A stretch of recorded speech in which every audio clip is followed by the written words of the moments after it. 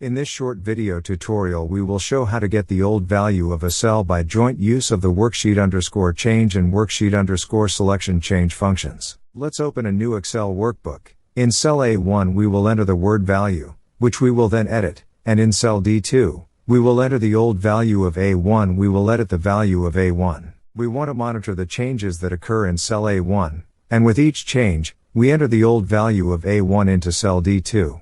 Let's open the development menu and click Visual Basic to open the Visual Basic editor. Double-click on the Sheet 1 item to open the code editor. Display the worksheet item in the drop-down menu. We see that the worksheet_selection chain subroutine is already present. Let's also call the worksheet_change routine, so that we have both.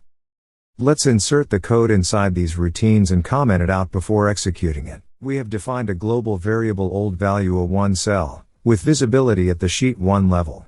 This variable is visible to all subroutines in Sheet 1, but if we wanted to call it in a sheet other than Sheet 1 we would get an error message indicating that the variable is undefined.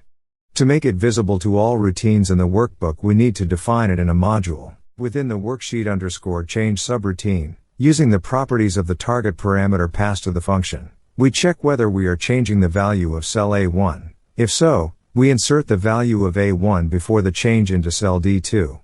We load the value of A1 before the change into the old value of one cell variable of the worksheet_selection change subroutine, exploiting the properties of the target parameter passed to the function. Let's go back to the worksheet and change the value in cell A1, press the Enter key, and as you can see in cell D2 the value of A1 before the change has been entered.